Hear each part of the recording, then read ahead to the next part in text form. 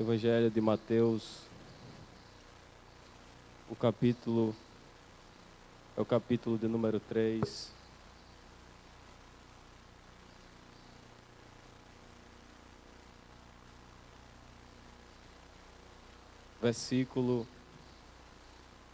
É o versículo de número 1 ao versículo de número 12 ao 17. Quero já louvar a Deus pela vida do nosso pastor Arnaldo Tavares, pela vida da sua família, pela vida do presbítero Stasky, que está aqui nessa manhã, sendo instrumento de Deus para conduzir esse trabalho e levar nessa manhã esse canal para o seu coração, para a sua vida.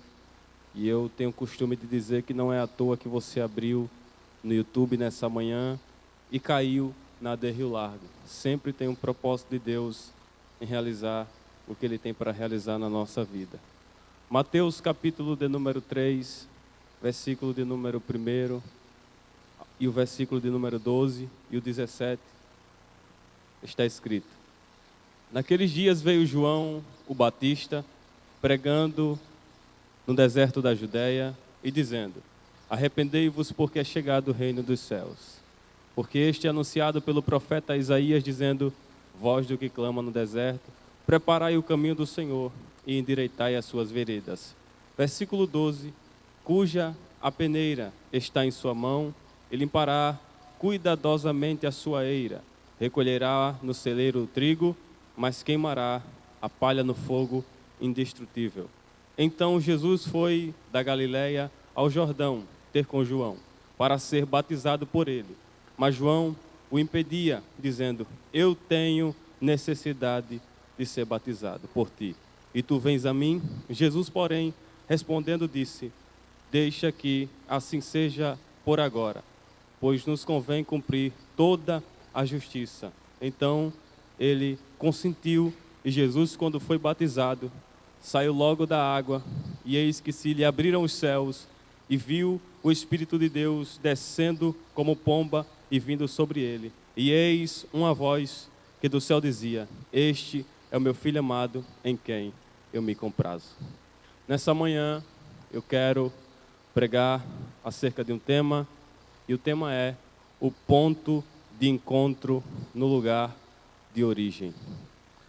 Ao olharmos para o Evangelho de Mateus e o cenário da humanidade, é nós olharmos para a decadência do erro do homem, a decadência do pecado permeando no meio do povo, mas nós estamos falando de alguém que viria depois de João, pois Mateus, quando começa a escrever o seu evangelho, Mateus vai começar a trazer acerca da genealogia de Cristo, diferente de Marcos, diferente de Lucas, diferente do próprio apóstolo João, que é conhecido por todos como o quarto evangelho do Novo Testamento.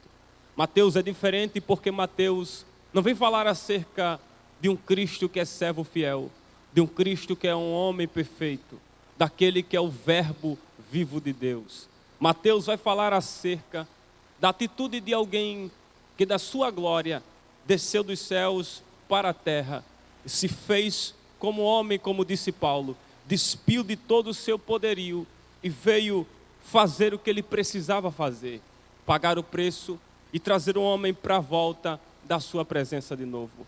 Mas João, no seu evangelho, no capítulo 1, João vai começar dizendo que no princípio ele era o verbo, e o verbo estava com Deus, e o verbo ele era Deus.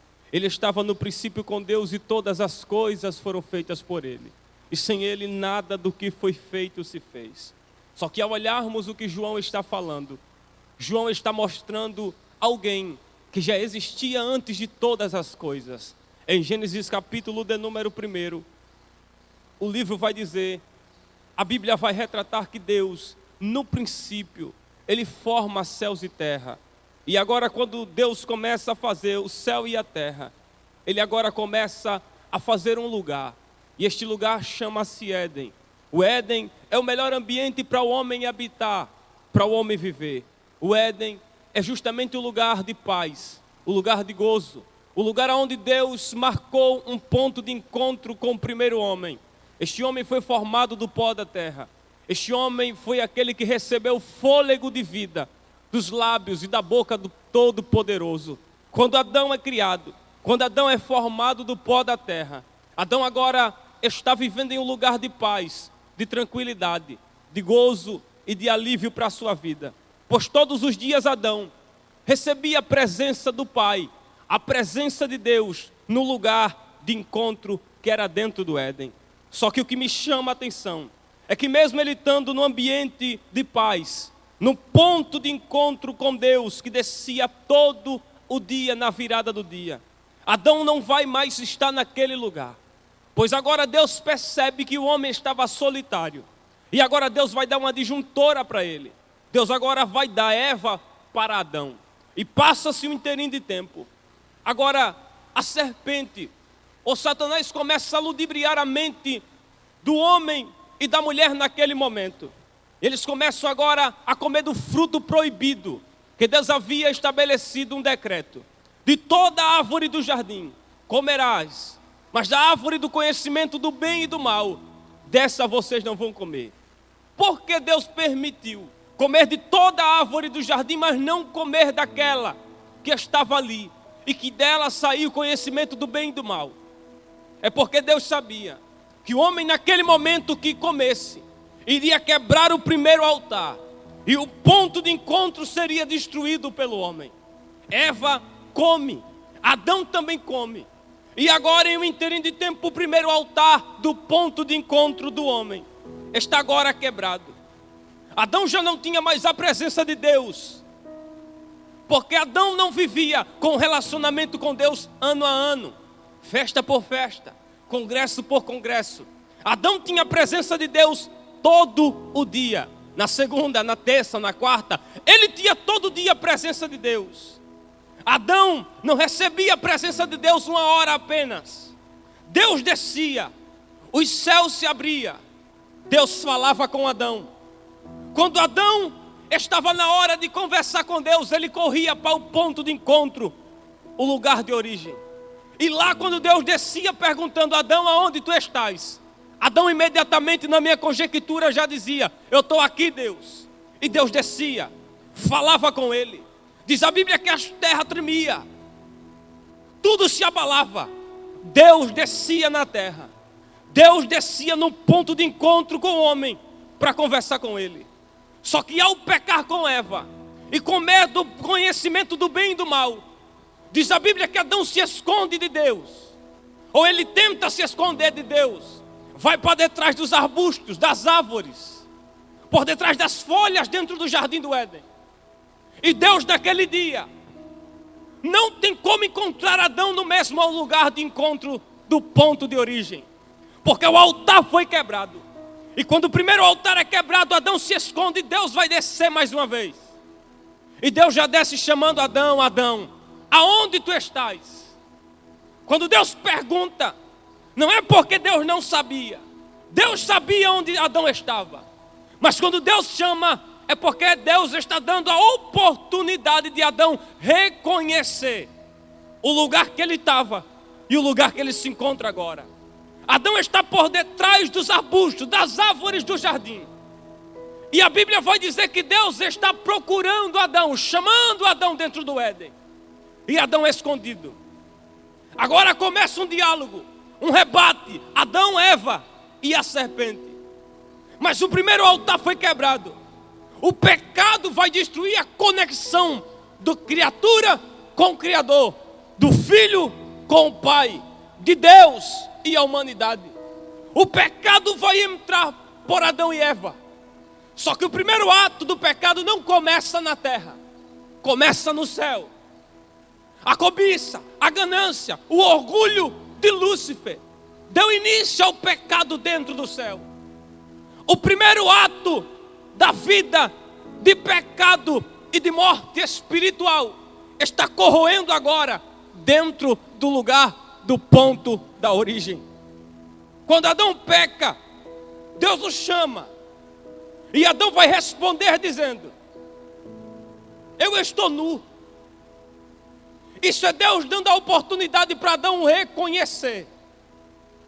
Porque toda vez Deus marcava um lugar de ponto de encontro com Adão. Mas Adão não está no lugar do ponto de encontro agora. Adão está no lugar de paz, mas está escondido por detrás das árvores. Adão tem a oportunidade de ter Deus todo dia descendo. Mas Adão não quer mais ter a comunicação, a intimidade, a sensibilidade. Quando Adão agora está por detrás das árvores, e Adão vai começar a dizer: a mulher que tu me deste, ela me deu um fruto que eu acabei de pecar. O erro é dela, mas o primeiro altar foi quebrado. E agora Adão e Eva estão prestes para ser mandados para fora do Éden. Porque o primeiro lugar, o primeiro altar foi quebrado. Mas agora Deus vai levantar o segundo altar dentro do Éden. Desde o princípio, ou desde a eternidade, diz a Bíblia, que o cordeiro já havia sido imolado, sacrificado, antes do pecado permear no Éden, antes do pecado permear no meio da humanidade. O cordeiro já havia sido imolado, há séculos e séculos na eternidade. Quando Adão agora peca, e o primeiro altar é quebrado, Deus vai levantar o segundo altar. E que altar é esse? É o altar da misericórdia, é o altar da compaixão, é o altar do amor que vai ser levantado dentro do Éden. Mas só que ele foi encontrado por detrás dos arbustos, por detrás das árvores. E ele precisava sair por detrás das árvores. E quando Adão sai por detrás das árvores, tentando ocultar o seu pecado, e ele não sai vestido com qualquer folha, ele sai vestido com folhas de figueira. Só que a luz do sol resseca as folhas da figueira. A história bíblica vai dizer agora que Adão sai cobrido, porque ele dizia: eu estou nu. E como é que Adão sabia que estava nu? Deus vai falar para Adão: quem disse que tu estás nu, Adão? Quem foi que te falou isso? A visão espiritual de Adão é quebrada.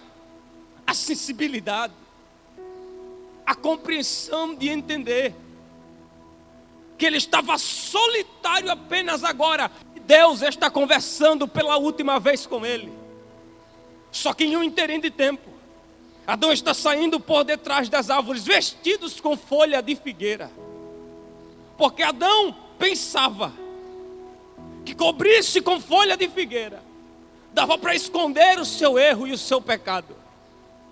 Adão pensava que saindo por detrás das árvores, eu vestido com folha de figueira, ele não vai saber o que eu fiz, o que eu pequei, o que eu errei. Adão poderia até, presbítero Estaque, sair cobrido com folhas de figueira. Mas Deus sabia que Adão havia pecado. E tem gente que está por detrás da figueira, por detrás das árvores, está saindo coberto com as folhas, pensando que está tudo bem, pensando que está tudo normal. Mas Deus está dando oportunidade para Adão reconhecer que ele perdeu o primeiro ponto de encontro com Deus. Deus agora levanta o segundo altar.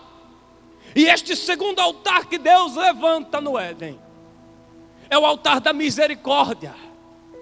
E a palavra misericórdia é carinho, amor, compreensão. Adão, quando sai e peca, o primeiro altar é quebrado, mas vem o segundo altar.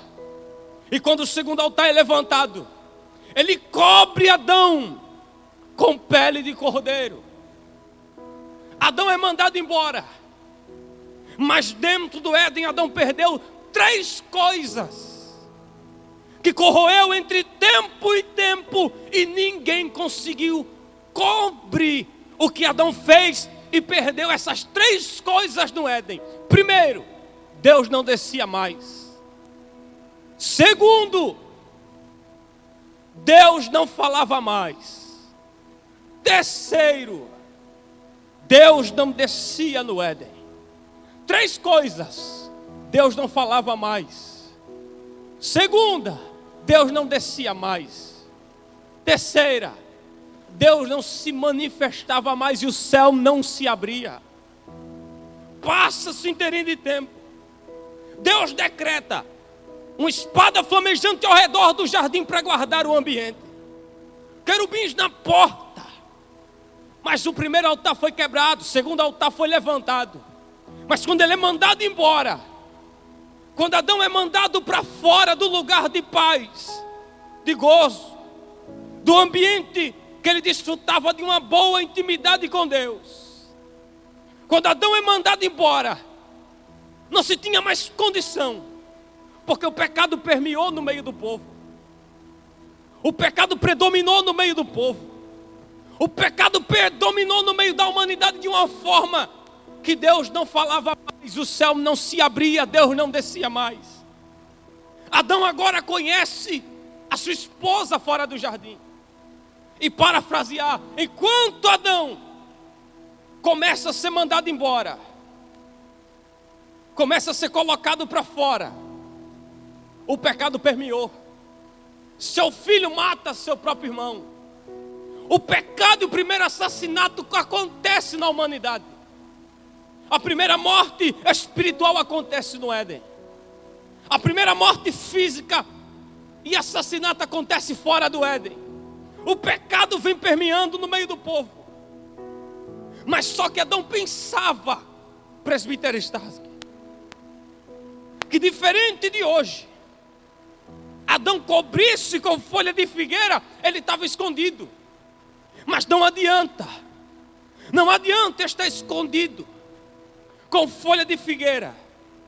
Porque alguns estão escondidos com folha de figueira pensando que adorando está tudo bem.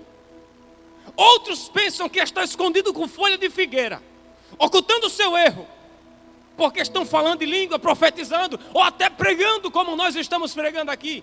Vai dar para ocultar o pecado ou o erro. Mas uma hora ou outra, a folha de figueira vai ter que cair. E o altar vai ter que ser levantado de novo. Ele sai por detrás das árvores, é mandado embora do Éden. E quando Adão e Eva agora é mandado para fora do jardim, Deus levantou outro altar e cobriu ele. Só que tem 3 coisas que ele perdeu. O céu fechou. Deus não falava mais. Deus não descia mais. E diante dessas 3 coisas que o homem pecou, pastor Adriano Vasconcelos, passou-se Noé. E a geração de Noé pecou de uma forma extraordinária. Mas Noé não conseguiu abrir o céu, porque ele foi levantado para criar a arca. Veio Abraão, mas ele não foi conseguido abrir o céu, porque ele foi levantado apenas para ser o pai da fé. Veio justamente Isaac, o filho da promessa, mas ele não conseguiu abrir o céu. Veio as 12 tribos, mas ninguém conseguiu abrir o céu. Veio o legislador de Israel, Moisés, mas ninguém, e nem Moisés, conseguiu abrir o céu. Veio Josué, que orou, e diz a Bíblia que o sol parou, mas não conseguiu abrir o céu. Veio Caleb, mas não conseguiu abrir o céu de maneira nenhuma. Veio Eude, mas de maneira nenhuma ele conseguiu abrir o céu. Veio Toar e Jair, mas não conseguiram abrir o céu. Veio Débora, profetiza e juíza de Israel, mas não conseguiu abrir o céu. Veio Jefité, humilhado em casa, mas nem Jefité conseguiu abrir o céu. Mas só que teve alguém que apareceu, que quando Jefité apareceu não conseguiu abrir o céu. Veio um moço cheio do Espírito Santo, chamado Sansão, mas não conseguiu abrir o céu. Veio Gideão, mas não conseguiu abrir o céu. Veio os profetas, Isaías, Jeremias, Ezequiel, Oséias, Obadias, Sanfonias, Malaquias. Veio tantos homens, mas ninguém conseguiu abrir o céu. Mas em Mateus capítulo 3, aparece um homem pregando com ousadia. E este homem pregava de uma forma extraordinária. E ele pregava dizendo: eu sou apenas uma voz, mas depois de mim, após mim, virá alguém mais poderoso do que eu. E quem é? Eu não sou digno nem de me ajoelhar e desatar as correias das suas alparcas. Escutem, ele virá e ele vos batizará com fogo do Espírito Santo. Quem é esse homem? Que de tantos homens que surgiu, ninguém conseguiu abrir o céu, mas ele vai fazer uma atitude que vai fazer o céu se abrir. João Batista, aquele que Zacarias orou dentro do ambiente de sacrifício, em Lucas capítulo 1, quando Gabriel surge, e ele disse que a sua esposa, que era estéril, estava no seu ventre um menino chamado João Batista, e ele seria cheio do Espírito Santo desde o ventre. Isaías já dizia que ele era só uma voz que preparava o caminho para alguém que viria depois dele. E João pregava uma mensagem no meio do deserto da Judeia. Publicanos, saduceus, fariseus, escribas iam ouvir João pregar. E a mensagem de João não é uma mensagem boa, aproximadamente no nosso tempo de se ouvir.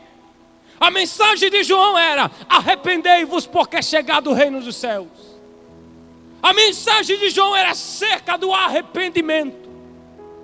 Mas adjacente ao Jordão, as cidades iam lhe ouvir no meio do deserto. João não fazia publicação para ser famoso. João não precisava estar na mídia como a gente usa hoje. João só tinha uma voz. João só tinha uma missão no meio do deserto: pregar acerca de alguém que viria depois dele. E João prega, e João batiza. João vai batizando, mas no meio da fila para ser batizado, aparece um homem. E este homem é aquele que teve apenas o contato com João no ventre de Maria. João está no ventre de Isabel. E diz a Bíblia que um começa a saltar de um lado, outro salta do outro. Isabel é cheia do Espírito, Maria também é cheia do Espírito Santo. Passa aproximadamente 25 anos, ele está no meio da fila para ser batizado. E João batizando com água para o arrependimento. Mas João tem uma revelação dada pelo Espírito Santo. E João agora começa a pregar. E João tem a visão e diz: eu estou sentindo a presença de alguém aqui que é maior do que eu. Eu estou sentindo a presença de alguém aqui que é mais poderoso do que eu. Eu estou sentindo a presença de alguém aqui que eu sentia há mais de 30 anos atrás. Eu estou sentindo a presença dele hoje. E quem é João? Eis o Cordeiro de Deus que tira o pecado do mundo.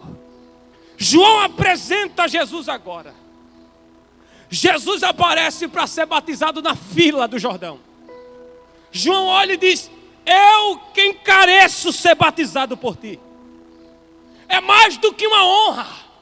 E quem sabe alguém dizia: João, esse vai ser mais famoso do que você, rapaz.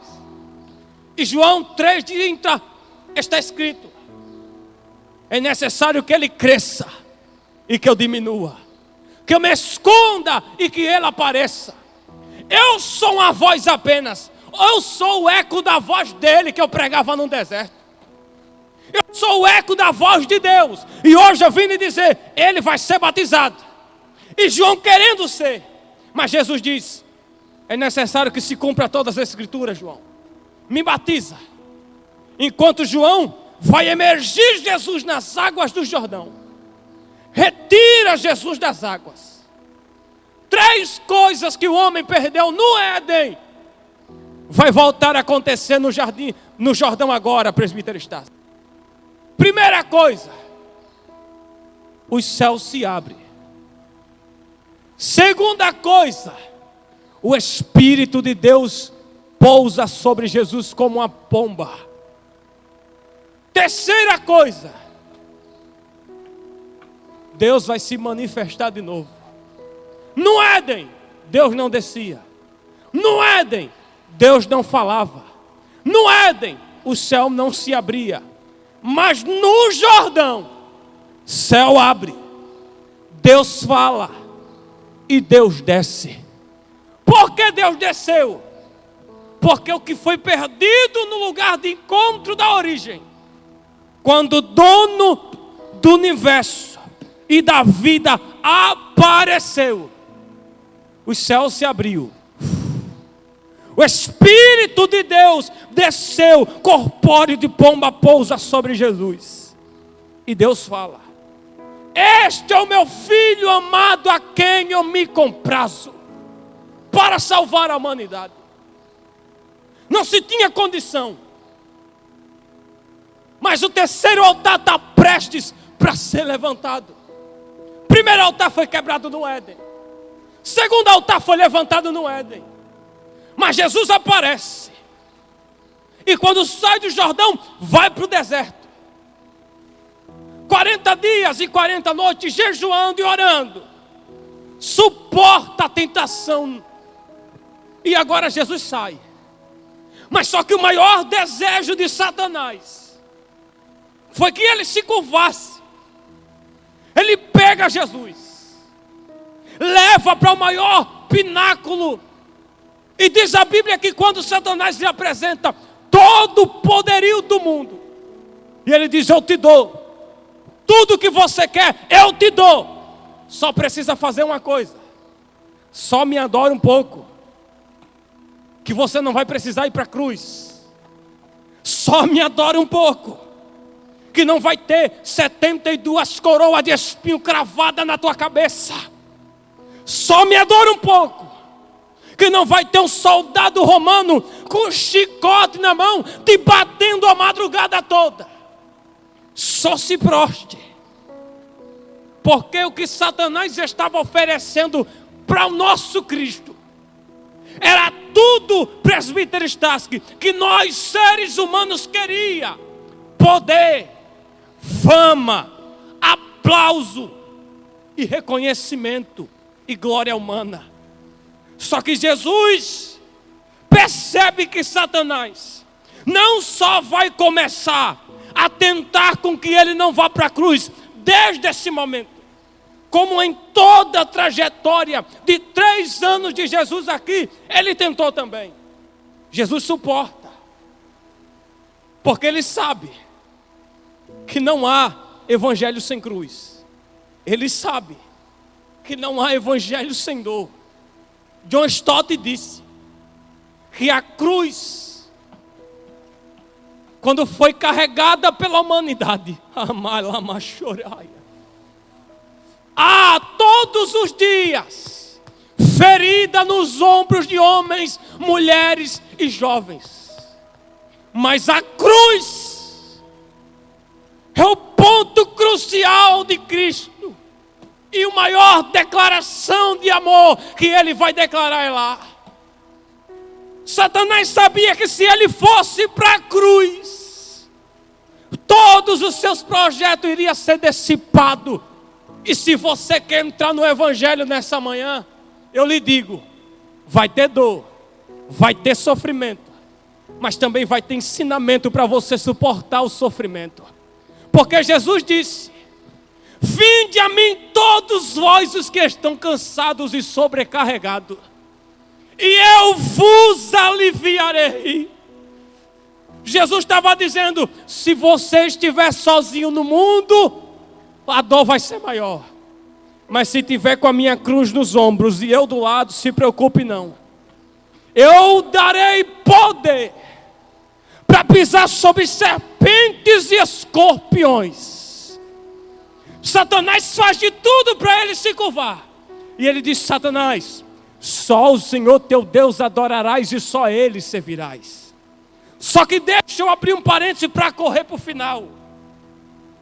Essa geração hoje está sendo corroída pelo sistema e pelo mundanismo. Estão fazendo de tudo para arrancar de dentro da igreja a cruz.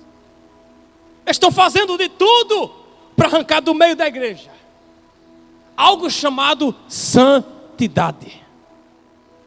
Essa é a maior mensagem do Evangelho: cruz e santidade. Satanás queria primeiro destruir ou profanar a santidade de Cristo. Segundo, Satanás queria com que ele não pegasse a cruz lá na frente, porque não há evangelho sem cruz.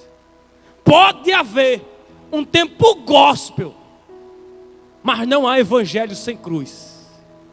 Pode haver mídias para tentar corroer a igreja, mas quando Jesus olhou para Pedro, ele disse: Pedro, tu és pedra, e eu, pedra grande, vou edificar a minha igreja, e as portas do inferno não vão prevalecer contra ela. Estão fazendo de tudo para paralisar a igreja, mas está na Bíblia que se a obra for de homem, ela para, mas se a obra for de Deus, ela avança. E desde 1910, essa igreja continua de pé. Mais de 2000 anos atrás, essa igreja continua de pé. Daniel, Sadraque, Mesaque e Abednego estão em Babilônia. Chega Nabucodonosor e diz a todos aqueles que ouviram o som da gaita, da harpa, xilófone, vão ter que se curvar. E diz a Bíblia que veio uma pedra do céu, presbítero Stasky, sem ajuda de mão de homem, desceu e destruiu a estátua de Nabucodonosor. Mas Deus havia dado a revelação para Daniel: o reino de Roma vai cair, o reino da Grécia vai cair, o reino de Babilônia vai cair, mas vai ter um reino que eu vou levantar, e esse reino não vem de baixo, esse reino é o reino do céu, e ele vai permanecer de pé. Ele vai permanecer de pé. Me prove a prova que eles permaneceram de pé. Veio o toque da harpa e eles estão aqui de pé. Veio o toque da gaita e eles estão aqui de pé. Veio o toque do xilófone, do sacabucha e eles estão aqui de pé. Sabe por quê? Porque esse é o maior sinal, que se nem Nabucodonosor, que nem Hitler, que nem tantos homens que passaram na história do Evangelho puderam destruir e corroer essa igreja, o que é Satanás para parar a igreja? O que é o sistema para parar a igreja? Ele está de pé, ele está de pé e ele está de pé. Por quê? Porque tem duas coisas que Jesus está fazendo aqui: prevalecendo a santidade e prevalecendo o sacrifício da cruz. Jesus sai, agora continua curando, sarando, tratando. É pego pelo sistema de Roma. Pegam Jesus, a madrugada passa e o chicote desce. Flávio Josefo disse que foi mais de 4.000 chicotadas. Seu pulmão dava para ver trabalhando, pulsando, batendo. Isso mexeu comigo nessa manhã. Que a maior mensagem do Evangelho é cruz. A maior mensagem do Evangelho é santidade. Eles estão tentando arrancar de dentro de nós esse privilégio de carregar a cruz. Eles estão querendo adaptar nós ao Evangelho, mas não querendo mostrar o Evangelho da transformação. Jesus está diante do sistema de Roma, calado, chicoteado, pegam um pedaço da cruz e colocam nos seus ombros. E ele tem um caminho a 14 esquinas, caminho do Gólgota. Jesus vai, cambaleando, mas de pé. Caindo, mas de pé. Zombado, mas caído e de pé. Ludibriado ou tentando querer com que ele parasse, mas de pé. Fazendo de tudo para ele profanar, mas ele está de pé. É como diz a canção da cantora Eliane Oliveira: é o mundo se curvando, mas a igreja está de pé.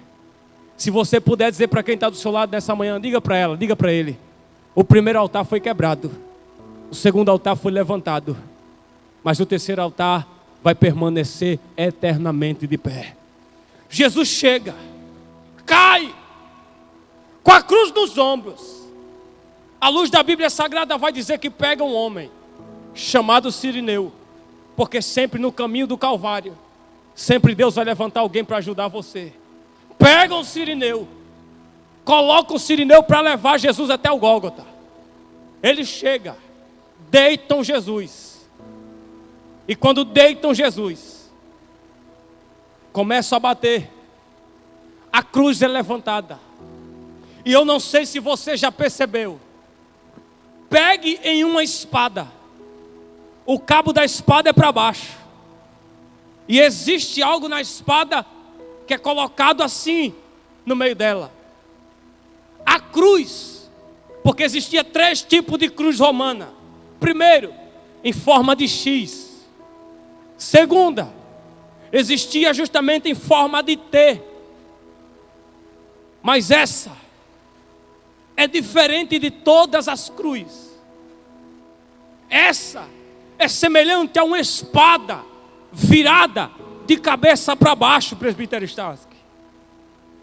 E quando a cruz é levantada, o terceiro altar está sendo erguido agora. O primeiro foi quebrado por Adão e Eva. Os céus se abrem, o Espírito desce e Deus fala. O segundo altar foi levantado por Deus, cobrindo o homem.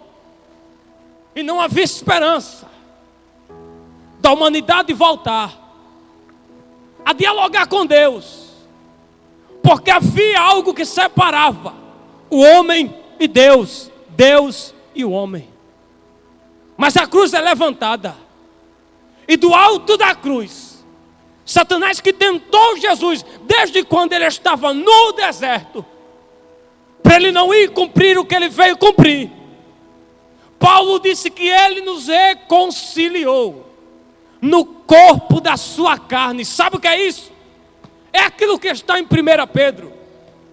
Não foi prata e não foi ouro, foi o precioso sangue de Jesus na cruz. Porque isso nos abre na mente agora. Quem éramos nós antes da cruz? Aonde você estava antes do Calvário? Aonde você vivia? Com quem você andava? Quais eram os lugares que você frequentava? E para muitos, ali não vai crescer, ali não tem esperança, ali é só mais um marginal, ali é só mais um drogado. Mas eu sei que existe um Cristo, que Ele entra onde o homem não quer entrar, que Ele muda a vida que o homem não quer mudar, que Ele pega na mão de quem está caído, de quem não quer levantar. Existe um Jesus que é onde está a morte, Ele chega e diz: Lázaro, venha para fora. Eu conheço um Jesus que onde o morto pode estar morto há quantos dias quiser, Ele faz voltar à vida. E Ele diz: menina, levanta-te e anda. Eu conheço um Jesus que não existe porta fechada para Ele. Os homens podem estar com medo dentro da casa, Ele passa por meio da parede e diz: olha aqui a mão, olha aqui o lado, e sejam cheios do Espírito Santo. Eu conheço Jesus, que diferente de qualquer homem da terra, Billy Graham disse que o maior acontecimento não foi o homem pegar uma nave espacial, subir, mas o maior acontecimento da terra foi Deus descer na terra, andar no nosso meio, comer a nossa comida, sofredores como nós sofremos, passar noites mal dormidas, chorar, gemer, dormir. Ele desceu, mas do alto da cruz vai refletir aquilo que Satanás tentou no deserto. Está ele no meio de dois homens, o da esquerda e o da direita, merecia, mas ele não.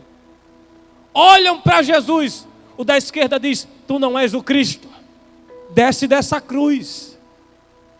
Mas o da direita reconhece, presbítero Stassi, quem era ele. Porque o da direita acaba de se converter. E crente que acaba de se converter, ele não prega, ele obriga. E ele diz: cala a boca, nós merecemos estar aqui, mas ele não. Senhor, lembra-te de mim quando entrares no teu reino. Mas aos pés da cruz, o sistema dizia: tu não és o Cristo, desce, prova que tu és, salva-te a ti mesmo. Usou Pedro para tentar com que Jesus não fosse para a cruz. Ao caminho de 3 anos em seu ministério, Satanás tentou de toda forma parar com que Jesus não fosse para a cruz, porque ele sabia que o primeiro altar foi quebrado e ele conseguiu fazer com que o homem quebrasse. Ele sabia que o primeiro altar quebrado ele conseguiu quebrar através do homem. Mas o terceiro altar ele sabia: se ele for para a cruz, acabou para a gente. Se ele for para a cruz, e muitos pregam por aí, dizendo que naquele dia Satanás fez festa no inferno. Mentira. Satanás e os seus demônios entraram em desespero total, que ele sabia que havia uma cédula de dívida sobre nós, que segundo a história, todo devedor era pegado a cédula de dívida e colocado na porta dele e batido com prego. Pá! Devedor. Satanás sabia que essa cédula estava sobre nós e que nenhum homem da terra poderia arrancar. Mas ele sabia que se Deus descesse, se Deus desse um brado na cruz, a cédula seria arrancada. Na cruz, ele está prestes para entregar. Ele ergue ao céu. Mas a Bíblia vai dizer que os homens planejaram quebrar as suas pernas para não ter mais condição de sobreviver. Porque ele sabia que se esse Cristo descer da cruz, acabou. Se esse Cristo der um brado na cruz, acabou, vamos matá-lo. E quando os homens vão para matar, para bater nas pernas dele e quebrar seus ossos, diz a Bíblia que ele ergue a sua cabeça ao céu, dá graça e diz: vai, está pago. Amaia. O que é que está pago, Jesus? A cédula que o presbítero Stassi que devia, eu acabei de pagar. A cédula que o Elias devia, eu acabei de pagar. A cédula que a Maria, que o presbítero Adriano Vasconcelos devia, eu acabei de pagar. E aí, Pai, que a espada que está no Éden, rodeando, para eles não entrar, e os anjos não há, vai ter que se abrir, e vai dizer: ô anjo, ô espada, faz uma abertura aí, faz. Para quê, Senhor? Os meus filhos vai voltar, vai voltar, vai voltar, vai voltar. Não tem condição, vai voltar a adorar, vai voltar a cantar, vai voltar a reger, vai voltar a adorar, vai voltar a sentir de novo a minha intimidade, a minha presença. Porque faz tempo que você não canta, faz tempo que você não adora, faz tempo que você não sente a presença dele. Por que, Elias? Porque o altar foi quebrado e Deus está dizendo nessa manhã: eu estou levantando um altar que o homem de baixo não quebra, que ferramenta não quebra, que macumba não quebra. Que altar é esse? É o amor da cruz, é o amor da cruz, é o amor da cruz que pagou há 2000 anos atrás. Não tinha condição de eu estar aqui nessa manhã. Eu era devedor, como disse Paulo. Eu era escravo do pecado, como disse Paulo. mas pelo sacrifício da cruz. Uralamaia que levaia. Lemampoquileuxi. Alambamaia xinai. A cédula estava lá. E ele não vai pagar a gente com prata e nem com ouro. É o sangue dele que está sendo derramado. O terceiro altar está sendo levantado. E esse altar o homem não quebra. A traça não corrói. Ele olha para a humanidade e dá o brado. Tetelestai. Está consumado, Pai. Diz a Bíblia agora que daquele dia em diante, antes de pegarem o seu corpo para levar para o sepulcro novo, o terremoto aconteceu, um vendaval acontecia, e quando o sangue jorrava na cruz, sepulcros foram abertos, e vidas foram voltadas a ter vida de novo, mortos voltaram à vida. Jesus morre, e o terceiro altar é levantado. Jesus agora está no sepulcro, aparentemente morto, mas só que eu disse que ele permaneceu de pé. Levaram Jesus para o deserto, e Jesus estava de pé. Levaram Jesus para Pilatos, para Caifás, e Jesus estava de pé. Levaram Jesus para a mesa dos fariseus, e Jesus permaneceu de pé. Jesus sentou com pecadores, que para muitos no tempo de hoje não pode sentar, mas Jesus estava no meio deles, não mudou o caráter e permaneceu de pé. Jesus é pego na madrugada, chicoteiam, e Jesus está de pé. Pegam Jesus, deitam ele 3 dias, mas ele havia deixado uma promessa para os discípulos: é necessário que eu morra. Eles vão me deitar, eles vão me rasgar.